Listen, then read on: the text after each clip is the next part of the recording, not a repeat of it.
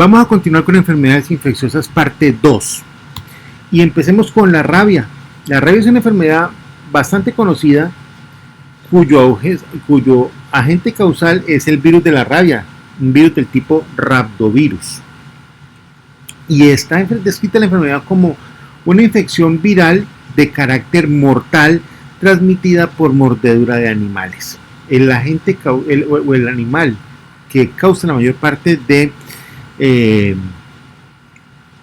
casos de rabia en el mundo es el murciélago. No obstante, el perro tiene un factor importante, el ratón y la rata también. El cuadro clínico consiste en una fiebre alta, un desarrollo de hidrofobia y la presencia de espasmos musculares. La infección consiste en la entrada de partículas virales a células musculoesqueléticas donde se replican. Luego estas partículas virales logran entrar a la unión neuromuscular en el axón terminal y allí viajan retrógradamente a través del axón hasta alcanzar la médula espinal, donde se replican activamente, principalmente en los cuernos anteriores y en los ganglios de las raíces dorsales. Luego se produce una infección de las neuronas espinales y por vía axonal la enfermedad llega al cerebro produciendo infección de las neuronas cerebrales, en pocas palabras una encefalitis rábica. La enfermedad de ahí se disemina a regiones externas del sistema nervioso central, viaja con frecuencia a las glándulas salivales, esa es la razón por la cual se produce una intensa salivación en estos pacientes, y ese viaje hasta la glándula salival lo hace por medio de los nervios craneales. Colombia es un país que era hasta hace unos años libre de rabia, hoy día es un país con casos de rabia. La complicación principal de esta enfermedad es la muerte, indefinidamente. Si no se trata el paciente muere. El tratamiento es vacunarlo post exposición y dar inmunoglobulinas que ayudan a controlar la infección. Aún así, la posibilidad de muerte es importante. El cuadro clínico que ocurre en los animales es muy parecido al que ocurre en los hombres. Y recuerden que dentro del encéfalo la rabia produce unas estructuras bien conocidas llamadas los cuerpos de Negri. Muy bien. Hablemos del rotavirus. El rotavirus es una enfermedad viral causante de gastroenteritis, es decir, produce un cuadro que consiste principalmente en diarrea severa, vómitos, fiebre y a largo plazo por recidivas de la enfermedad, las cuales son muy comunes en condiciones socioeconómicas deterioradas, puede asociarse a casos de desnutrición.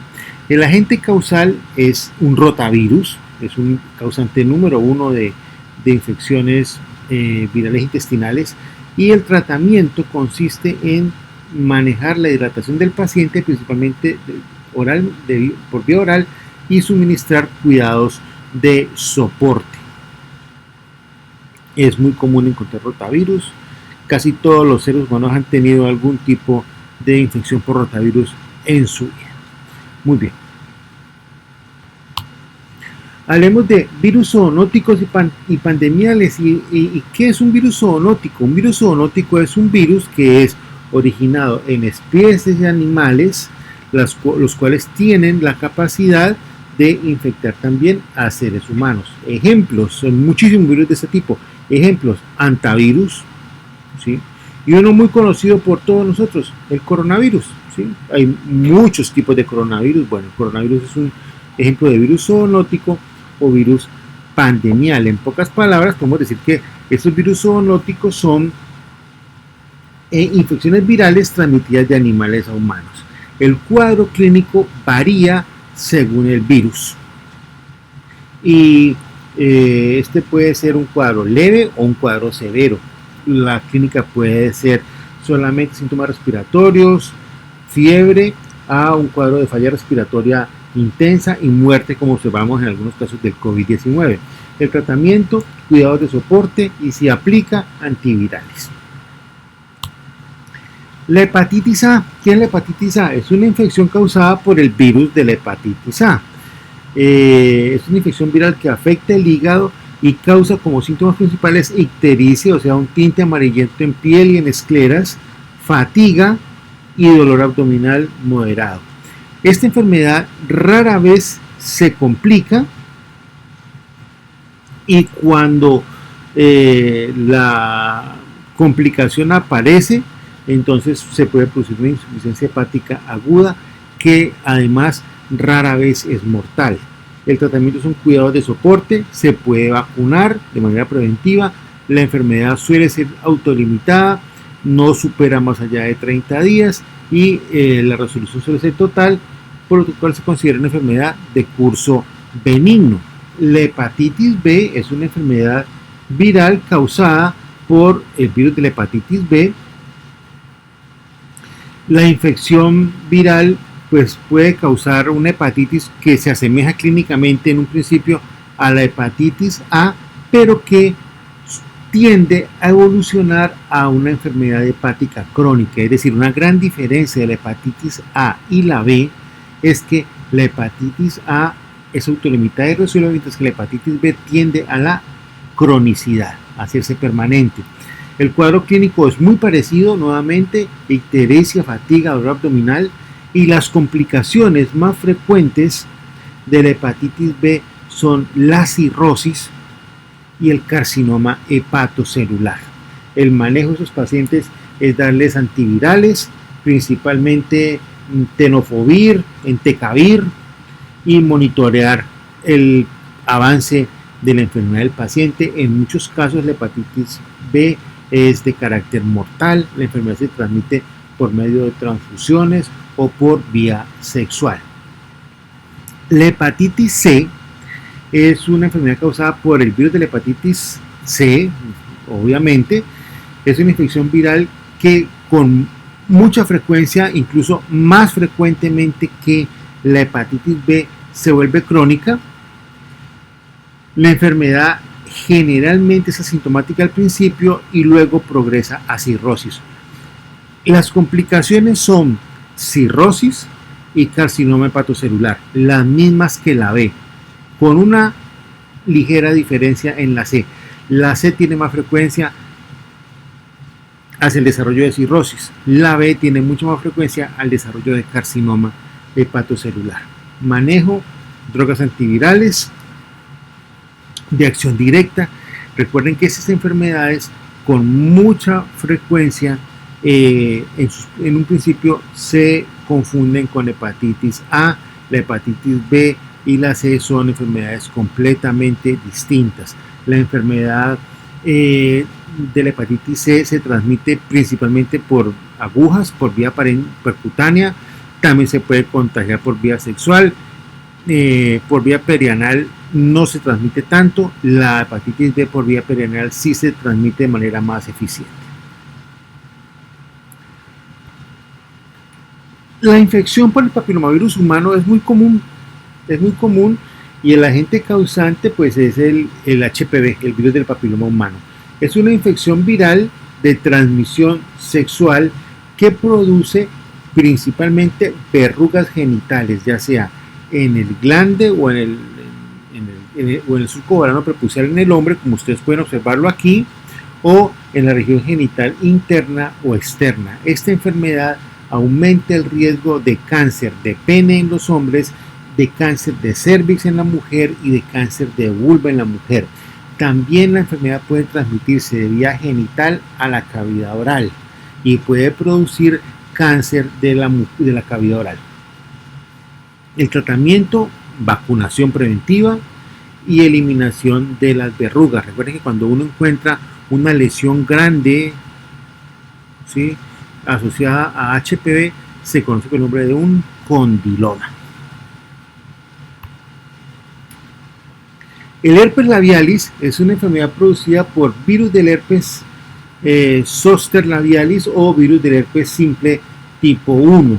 Es una infección viral repetitiva, recurrente, que suele afectar la región labial del paciente. Recuerden, es una infección recurrente. Si algo es recurrente es que repite. Si algo repite es que implica, sobre todo cuando hay mecanismos virales involucrados, existe un grupo de partículas virales que permanecen en fase latente y que con frecuencia se reactivan. En el caso del herpes labial, partículas virales permanecen en fase latente en el ganglio trigeminal o en ramas del quinto par, y ellas con ciertas circunstancias, temperatura, estrés, etcétera, se reactivan produciendo la lesión herpética labial que conocemos el nombre de fuego o herpes labialis. Las vesículas herpéticas o el fuego pues son muy dolorosas. Esa enfermedad se disemina y afecta severamente y complica la vida de los pacientes con inmunosupresión.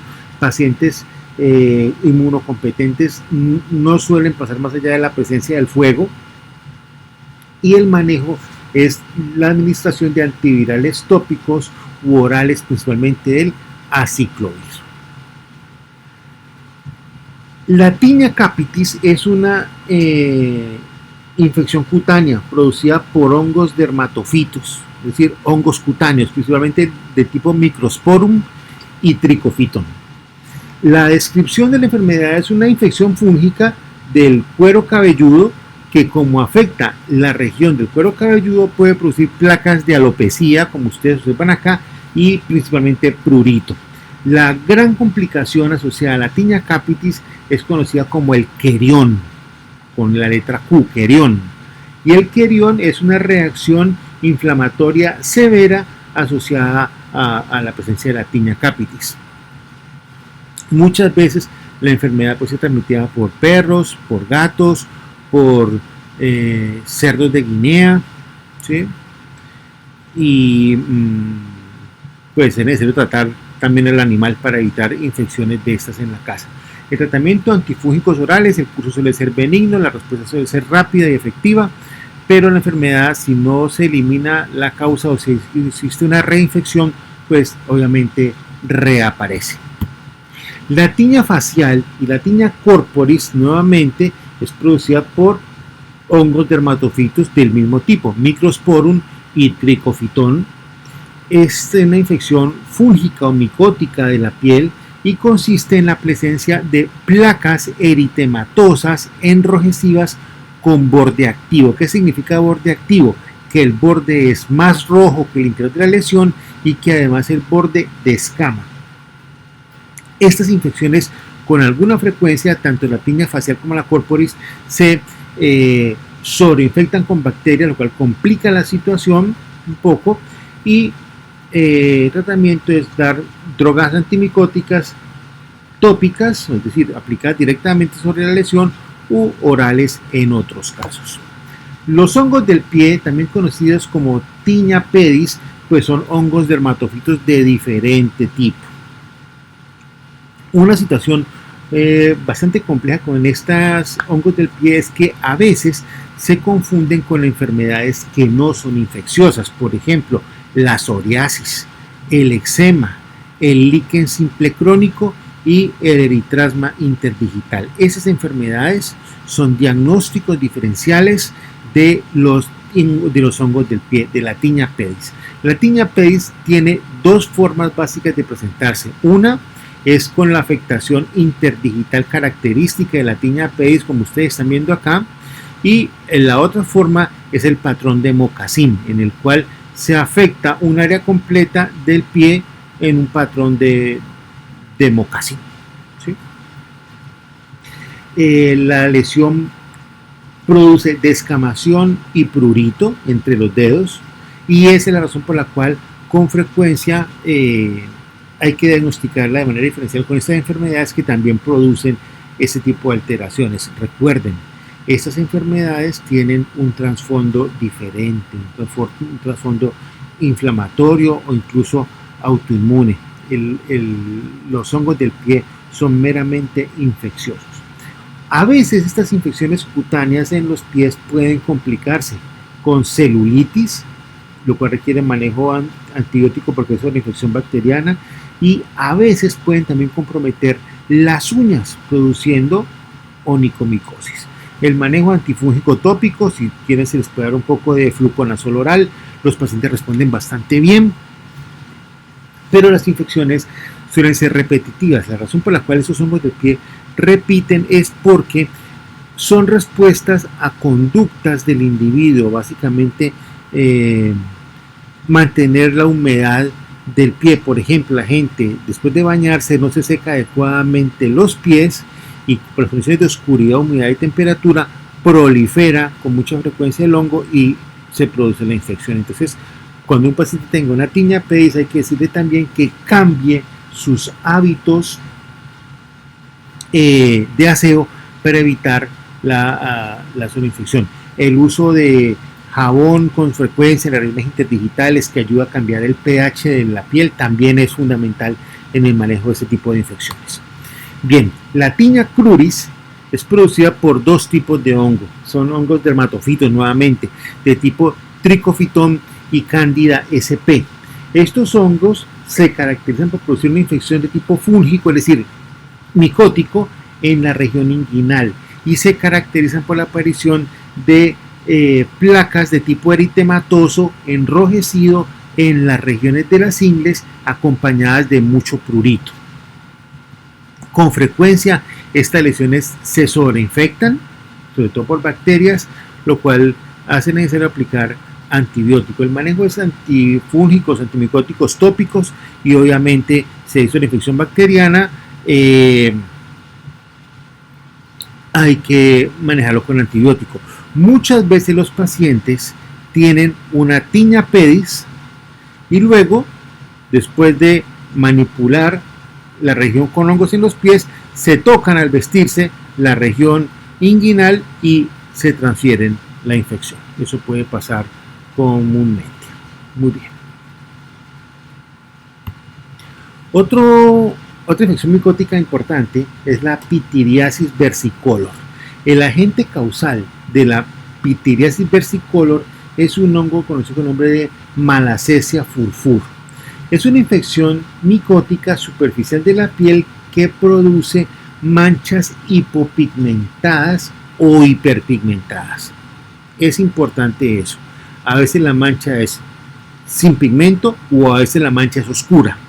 Cuando la mancha es sin pigmento, es necesario hacer diagnóstico diferencial con vitiligo. Recuerden, la pitiriasis versicolor es una infección micótica de hongos que fagocitan pigmento melánico, entonces se comen la melanina, entonces por eso la mancha queda hipopigmentada, sin pigmento, confundiéndose a veces con una lesión cutánea importante llamada vitiligo. Si es el caso, entonces uno debe hacer diagnóstico diferencial. El diagnóstico diferencial se utiliza una lámpara especial llamada la lámpara de Boots, una lámpara ultravioleta. Uno la pasa sobre la lesión micótica o la lesión hipopigmentada. Si la lesión no desaparece, la lesión es producida por el hongo. Si la lesión desaparece, probablemente tiene un origen vitiliginoso. Bien, la complicación mayor de la infección por Malassezia furfur es la recurrencia. Son infecciones que recurren con mucha frecuencia. La exposición al sol produce un rash y prurito, entonces hay que evitar rascarse para evitar diseminar la infección. Y el manejo son antimicóticos tópicos, se puede dar un poco de fluconazol oral o clotrimazol oral y el paciente suele mejorar bastante bien y de manera más o menos rápida. No obstante, uno elimina la infección, es posible que la lesión hipopigmentada tome un buen tiempo en recuperar su pigmento debido a que la producción de la melanina no es tan rápida. Entonces uno puede durar con la lesión a pesar de que haya muerto el hongo unos entre 3 a 6 meses. Bien, una infección común también en nuestro medio es la toxoplasmosis. La toxoplasmosis es una enfermedad causada por Toxoplasma gondii. Es una infección parasitaria, frecuentemente asintomática, que es frecuente en pacientes inmunocomprometidos y cuando afecta el inmunocomprometido con alguna frecuencia se desarrollan cuadros de encefalitis y corioretinitis. Las complicaciones más importantes de la toxoplasmosis están asociadas a el embarazo por el riesgo de transmisión congénita. La toxoplasmosis hace parte del llamado complejo TORCH: toxoplasma, rubeola, citomegalovirus, herpes virus y sífilis, pudiendo producir eventualmente microcefalia, sordera y ceguera congénita. El tratamiento es administración de pirimetamina y sulfadiazina solamente en los casos graves. Importante recordar que los animales domésticos, principalmente el gato, son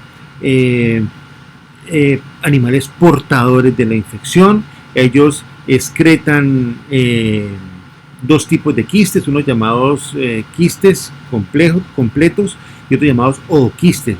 Los ooquistes son altamente resistentes, son la forma infectante para el humano o para otras especies animales, y ellos se esporulan y forman quistes también dentro del músculo y el cerebro humano.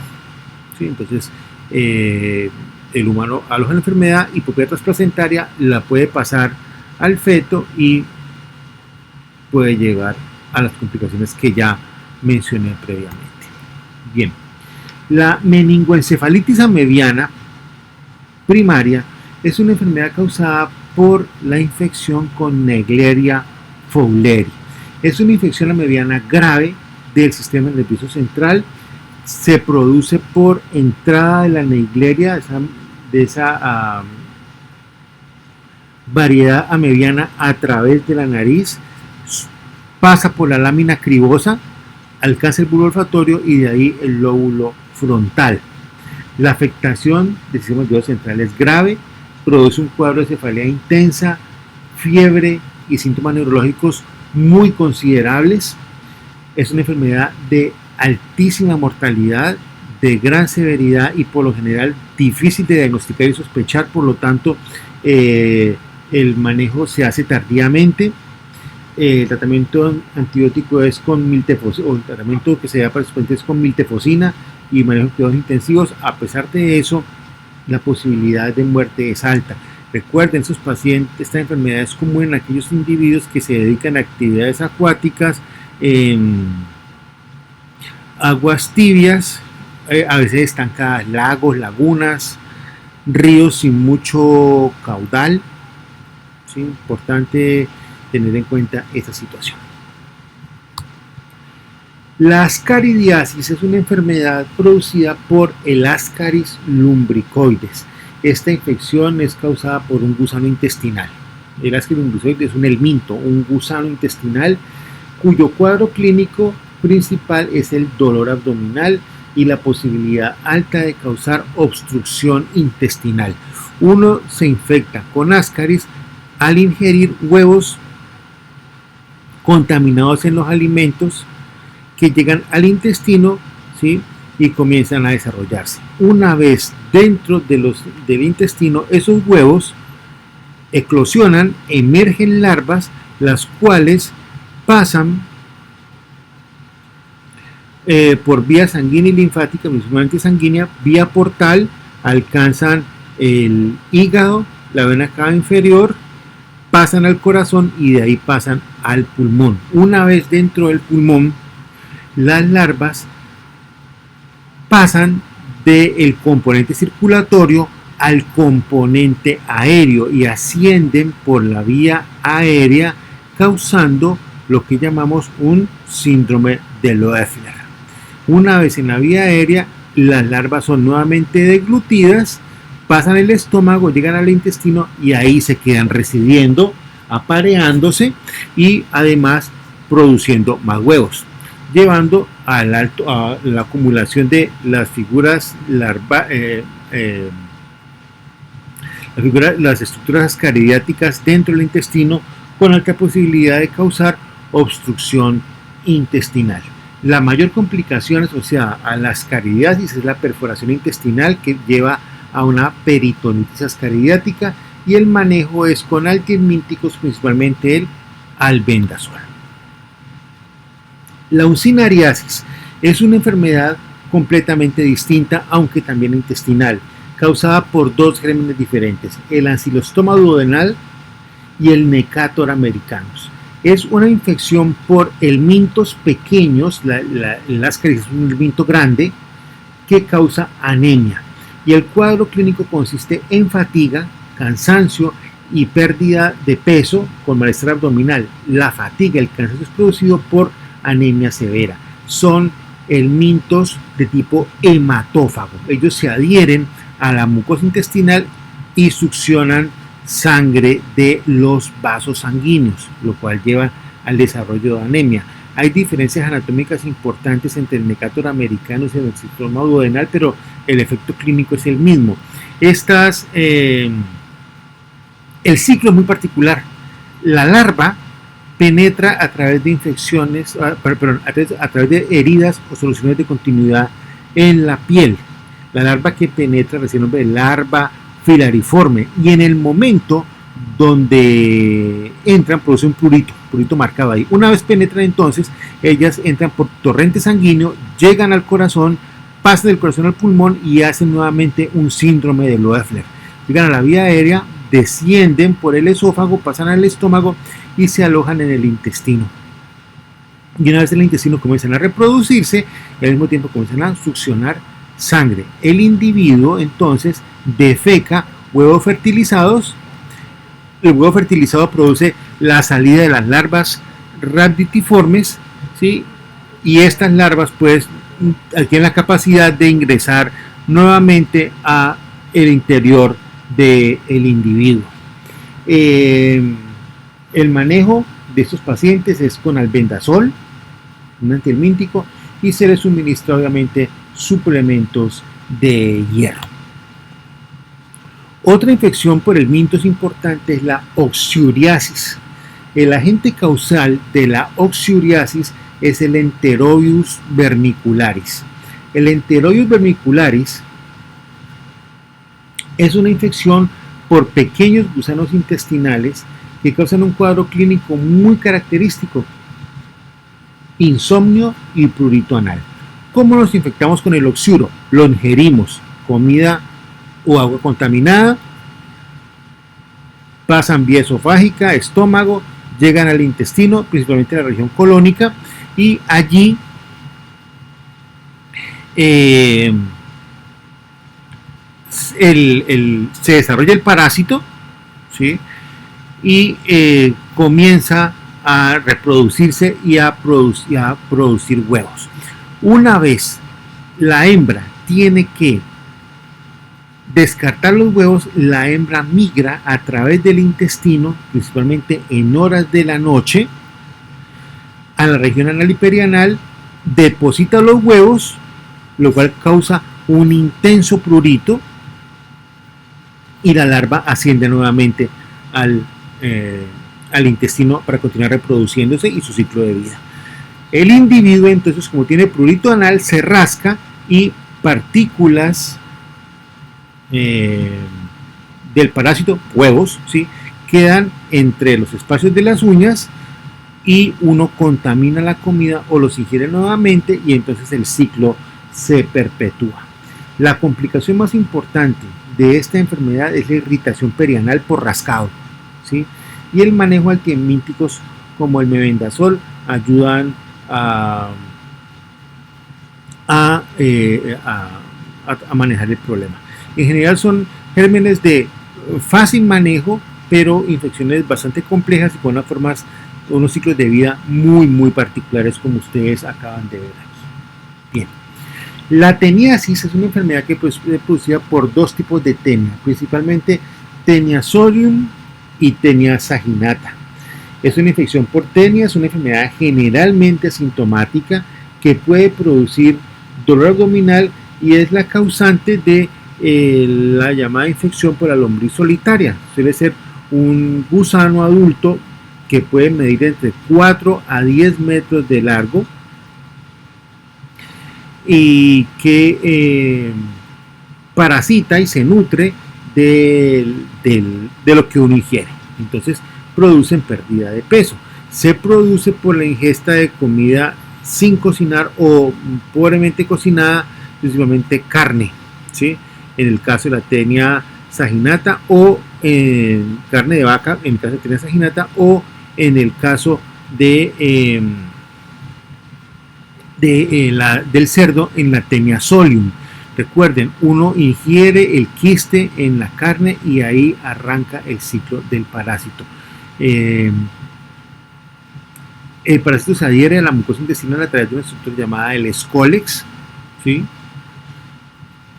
Y cada segmento de la tenia recibe el nombre de proglótide, ¿sí? Y cada proglótide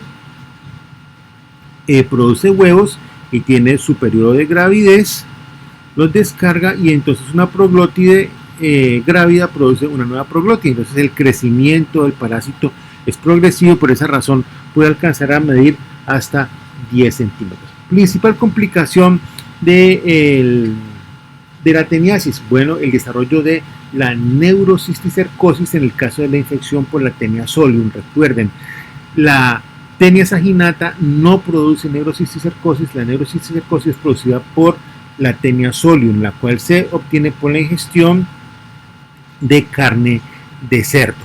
La tenia solium tiene algunas diferencias anatómicas con la tenia saginata, no es nuestro interés hablar de la anatomía del parásito, pero es importante entonces que tengan en cuenta que al comer carne de cerdo pobremente cocinada o sin cocinar puede producirse este tipo de infecciones. Cuando el paciente tiene la neurocisticercosis, uno de los signos más característicos que uno observa es la presencia de convulsiones. Por lo tanto, de todo paciente que convulsione de manera espontánea, sin nunca haberlo hecho antes, hay que considerar que tenemos que diferenciar es una neurocisticercosis. Recuerden que la enfermedad se trata con antihelmínticos, principalmente uno llamado el praziquantel, y la respuesta suele ser bastante buena. El cuadro convulsivo asociado a la neurocisticercosis puede ser confundido muchas veces con una crisis epiléptica.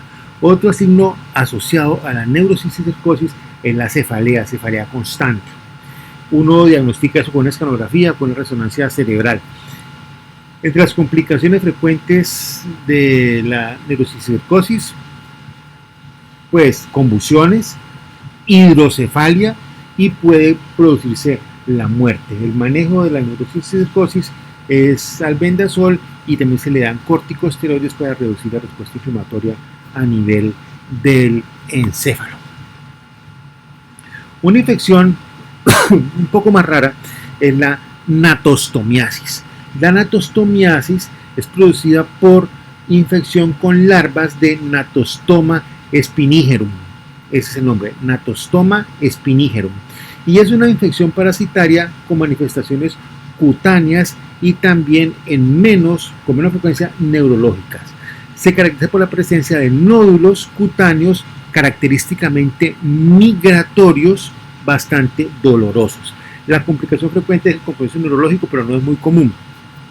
Esta infección por natostoma se obtiene al ingerir principalmente productos de mar crudo, entre ellos el pescado. Entonces es muy frecuente en países donde se acostumbra comer el pescado crudo. Por ejemplo, en países de la costa pacífica de Sudamérica, de Colombia hasta el Perú, incluso Chile, y en países asiáticos, ¿sí? En el sushi. Entonces, el natostoma,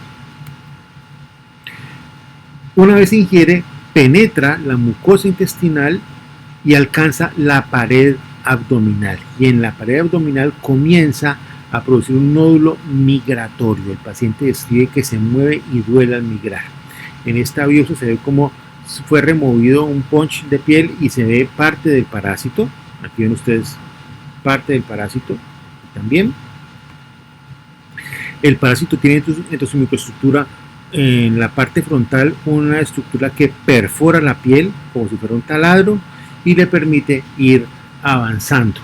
El compromiso neurológico, como les dije, es raro en la natostomiasis y el manejo clásico es con ivermectina y albendazol, lográndose buenas tasas de curación. También es importante en la eliminación del parásito, ¿sí? O de los parásitos si hay una infección múltiple. Entonces, natostomiasis. ¿Sí? Causa número 1 de natostomiasis, ingesta de pescado crudo. Muy bien. Ahora hablemos, para terminar, de la miasis cutánea furunculosa. La miasis cutánea furunculosa es una enfermedad transmitida por larvas, o causada, mejor, por larvas de mosca, generalmente la Dermatobia hominis. En este caso tenemos una paciente que tuvo una lesión nodular con un centro necrótico a través de la cual se sumaba una estructura que, como ustedes ven, tenía, bueno, no ven aquí, pero tenía cierto grado de movilidad. En pocas palabras, la miasis cutánea furunculosa es una infestación cutánea por larvas de mosca, ese es el nombre que se da en humano, a una infección que en los animales es conocida como el nuche, la cual es muy frecuente en los animales. El cuadro clínico es una lesión nodular con un orificio central a través del cual uno puede observar una estructura que tiene cierto grado de movilidad. Cuando uno hace una dermatoscopia, observa la lesión enrojecida, sobrelevada, y en casos más avanzados observa la salida de la larva a través del centro de la lesión. La larva tiene algunas particularidades. El extremo que se asoma por la piel, en pocas palabras que ustedes ven acá, es el extremo donde está incluido el aparato respiratorio de la larva. Entonces ella lo expone al ambiente y a veces sale un poco para captar oxígeno.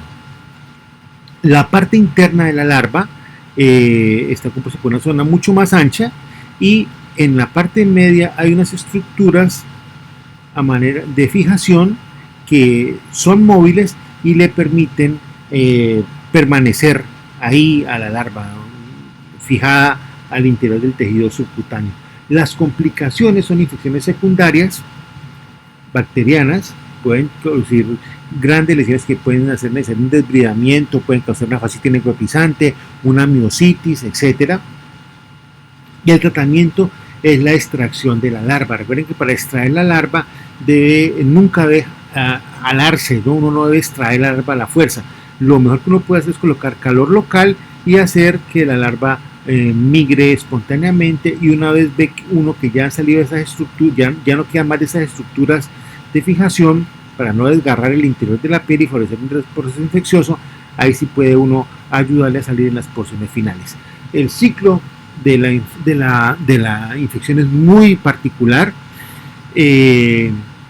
La mosca se encuentra en el ambiente, muy atenta a sitios donde mosquitos, zancudos, ¿sí? Mosquitos hematófagos, pican el individuo, y una vez el mosquito